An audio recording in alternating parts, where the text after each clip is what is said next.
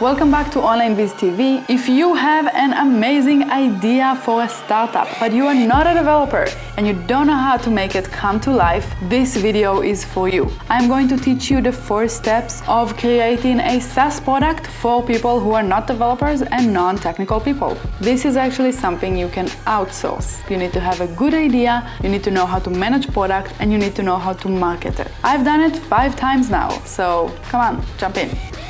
I am Ruth. For those of you who don't know, my brother and I developed 5 different SaaS products, and our company makes over $100,000 a month right now from these products. We've got quite a bit of an experience doing that, and we really want to share that with you. Neither of us is a developer, and we actually outsourced the entire development process. So in this video, I'm going to go through our process as well as give you some things that we've learned from mistakes that we've made along the way, and there were quite a few of these mistakes, trust me. Step 1.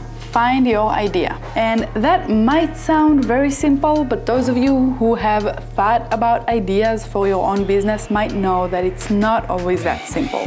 First thing that we always recommend is that you choose a niche that you are familiar with. In our example, we are developing products for e-commerce because it's a niche that we know we're familiar with. We've both been merchants before, so we know what the needs are of a merchant in e-commerce. If you are a real estate agent, a hairdresser, a teacher, whatever field you're in, you probably know about all of the little problems in your day-to-day that a good software could solve. What you need to do is actually create a list of these problems, of these possible solutions. It might not take a day, it might take a week or 2 to actually compile this list, and then actually look at these ideas and rate them. Our system rates these ideas according to how difficult they would be to develop or how much time they would take, what is the potential audience, the size of the potential audience, the potential of money making out of this, how much would people be willing to pay for something like this? Would they be willing to pay a lot, not at all, or somewhere in between? These are all good points to get started with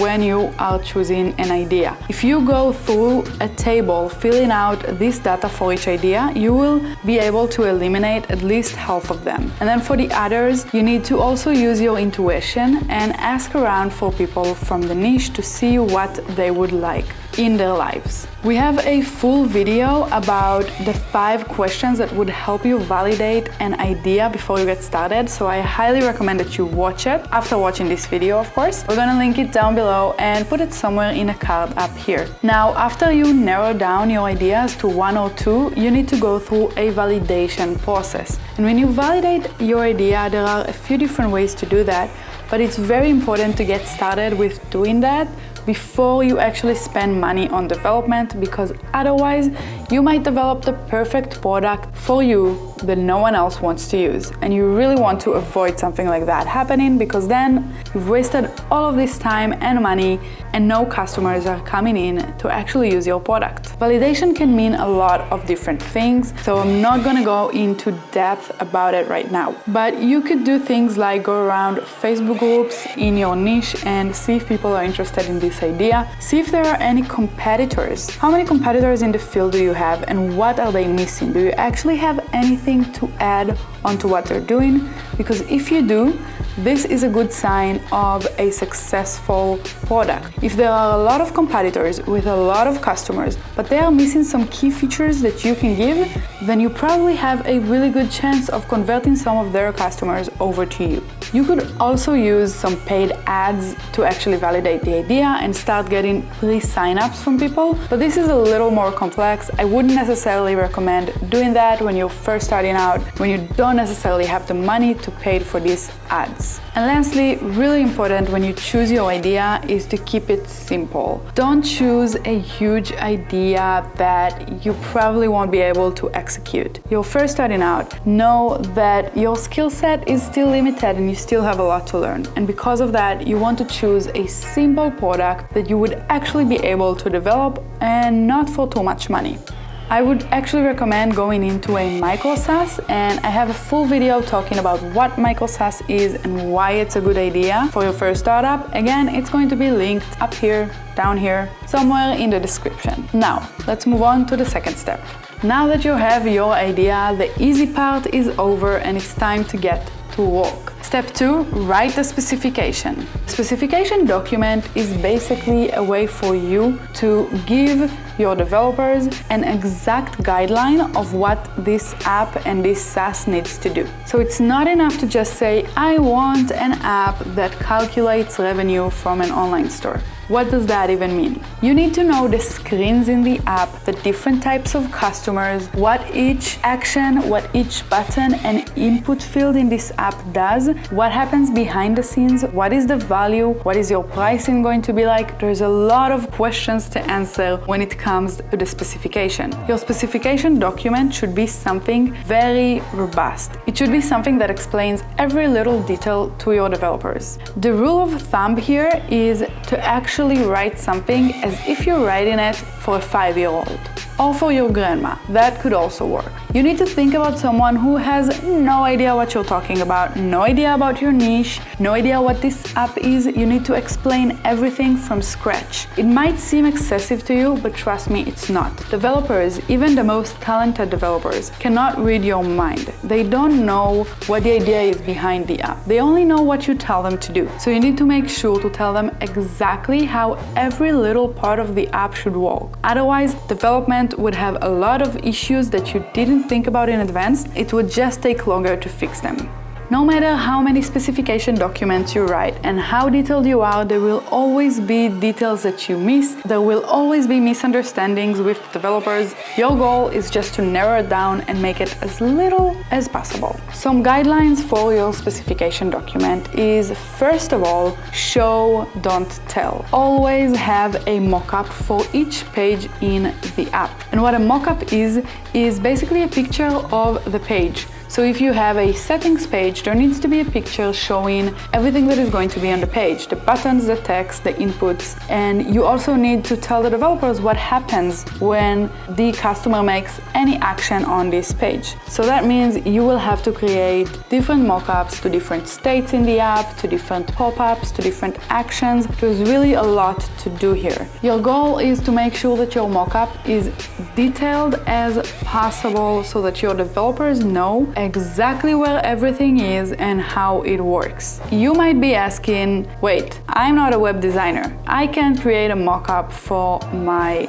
app. Well, there are solutions to that as well. If you already have some design template to work with, then just work with that. Do the best that you can in Photoshop or Figma to actually create a mockup that would resemble what happens in real life. Now, we will have full videos about how we create our mockups in both Figma and Photoshop. Click the subscribe button so you don't miss them out when they come out. If you don't have any design framework to work with, what I recommend that you do is actually use a tool called Balsamiq, and they have a free plan that you can create a lot of wireframes with. And wireframes are actually a leaner version of the page with no design. So with Balsamiq, you will create basically the layout of the page without any of the design. But if you do it like that, you will have to later find a web designer to actually create a design for you. So you could do either one of these. They can both work for you, but if you use wireframes, obviously there is an extra step. To save yourself the trouble for your first time, I really recommend that you just use a design framework. When we developed apps for Shopify, we use Polaris, which is the Shopify design framework. So if you are actually building something for an existing platform, check, maybe they have something like that. But even if they don't, you can buy a pretty good dashboard code for as low as $50 to $100 out there in the internet. And then you can use these framework, these elements to actually create your mockups and your design. And that's exactly what we do. We actually bought for one of our apps the Aragon dashboard, and I'm gonna link it below if you're interested. And we use it to design our app through Figma. Lastly, when it comes to the specification document, you really want to focus on an MVP. And an MVP is a minimum viable product. This is the minimum of product that you can create that would answer the need of your customers. If you have 20 different features that could go into your product, don't develop all of them.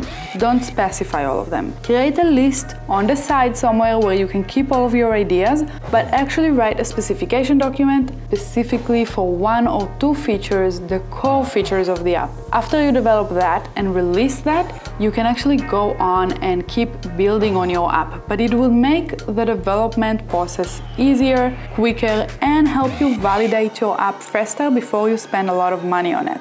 It's something that we really tried to do for our app, Reconvert, but we actually didn't succeed in the beginning. Our MVP was way more robust than it needed to be. We had a lot of features that we thought are a must that really weren't a must. We did not need them to succeed, but we added them, and some of these features our customers hardly use even today. So let's apply the same rule of fashion accessories here. There's a rule of thumb of styling. Before you leave the house, always take one thing off. Let's apply the same rule for your MVP. Before you release your MVP specification, always take one feature off. Always try to see what is unnecessary, what is the fluff that doesn't need to be here. We have a specification that took us quite a while to write and create the mockups for.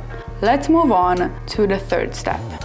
Step 3, find your developers. And this is the most exciting step, but also the most dangerous one. So when you find your developers, you want to, on the one hand, optimize pricing so you don't pay a lot, but on the other hand, find real talent, find actual developers that can build your product and make it good. So while our goal here is to find cheap developers, don't look for so cheap that you just take the first one who agrees to work for $5 per hour. Actually, validate your developers and check them. And I'm gonna give you a quick rundown of how we do it whenever we hire new developers. First thing first, we usually use Fiverr and Upwork to find talent for any kind of job that we're looking for in the business. That includes finding the development team. It's a little different for whatever type of freelancer you're looking to work with, but from our experience, when you're looking for developers, it's better to find an agency than a solo developer.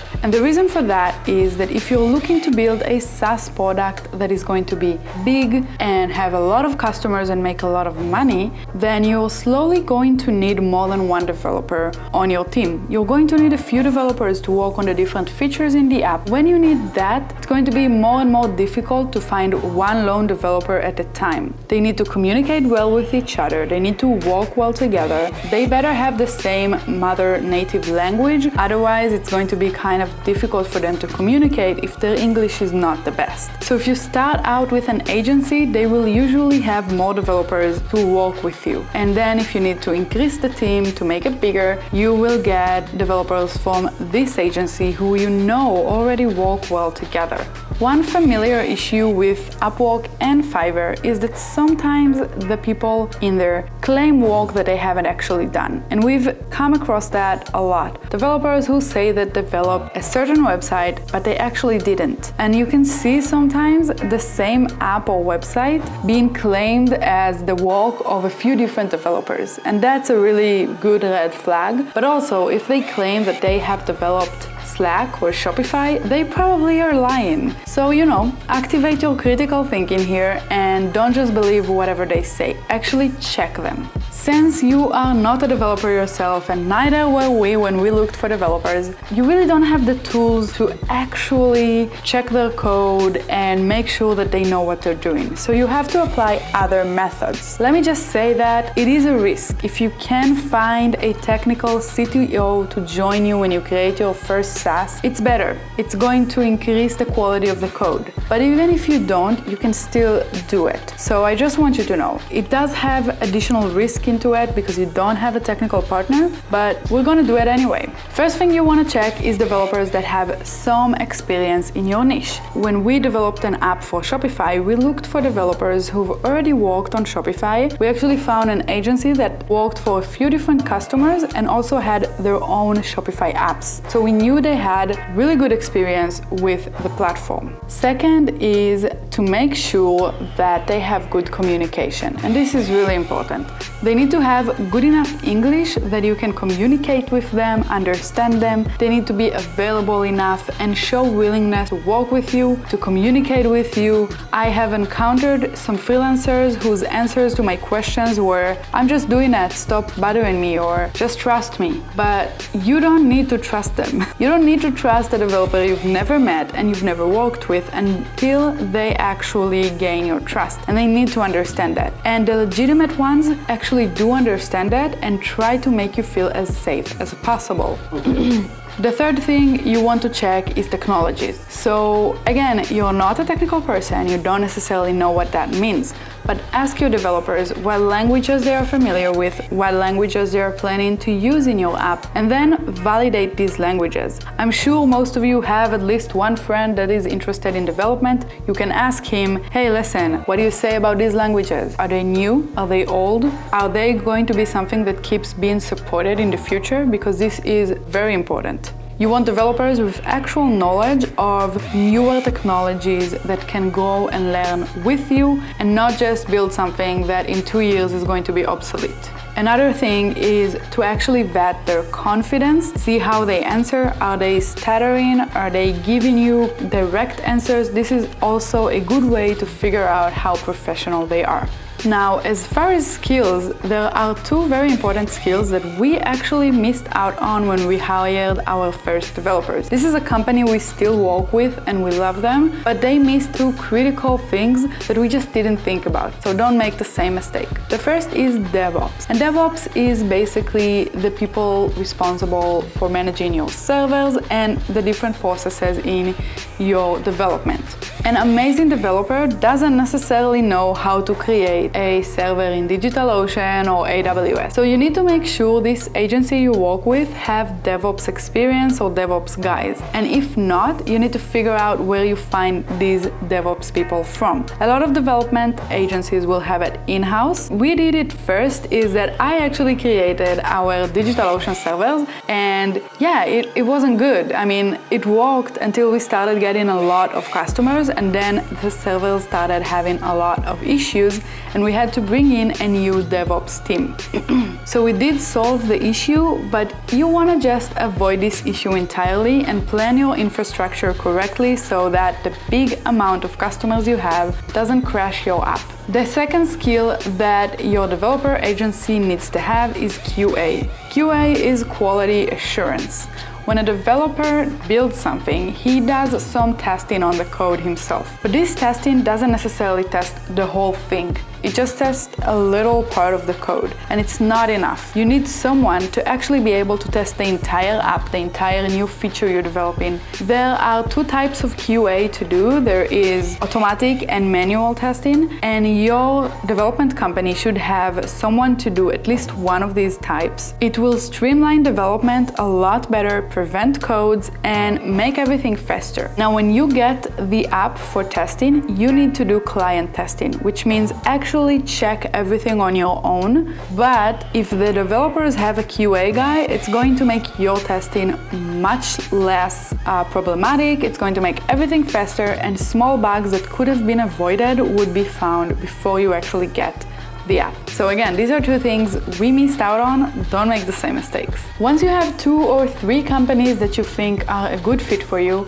what you want to do is actually start off with a test. So we never give our developers the entire app to develop from the beginning. We never hire someone before we actually got to work with them a little bit. What we do is we create a milestone in Upwork or in Fiverr for a specific little feature, little part of the app. Once they develop that, we actually test that, see that it works, see that it's fine, and then we can move on to actually hire them. This little feature needs to be something that takes up to a week to develop, maybe 2. And your developers need to know that you will only pay them for the development of this feature if it's good. So if you agreed that this feature is going to cost you $200, they will not get the money unless you approve the feature and it's good. And of course, if you don't approve it, you cannot use the code that they give you, but that goes without saying. This was our way of making sure that developers who say they have experience with something actually has it. That way you don't really buy a cat in a bag and you know what you're getting and what their actual skills are. Now, when you have chosen your developers and you know who you want to work with, before we move on to fourth step, it is critical that you sign a contract. Once you have the developers that you have decided you want to work with, they did the test task, they are good, they communicate well, they tick all of your boxes, it is time to hire them. But before we move on to the fourth step, you have to sign a contract with them. Now, this is something we did not do when we first started out. We didn't sign a contract with our developers up until about a year into development. We did have agreements with them via chat in Upwork saying that they will give us all the rights to the code and they will not give it to any other clients, etc. But we didn't sign a contract, which is an issue legally. If they wanted to give us trouble, they could have. We were very lucky to find very professional and reliable people, but that's not always going to be the case. So you need to make sure you sign a non-compete agreement, an agreement that says you retain all the rights to the code, an NDA that says they can't copy, they can't share any of your company's secrets with anyone. All of these things need to be signed, and if you can afford a lawyer to just draft this contract for you, that would be the best. But even if you can't, you can probably find some templates online to help you get started with that. When you sign a contract, you and your developers basically agree on exactly the terms of employment. So a contract helps you define exactly what this commitment is. Step 4 is the final step of development, but hardly the final one with your product lifecycle. Step 4, develop the app.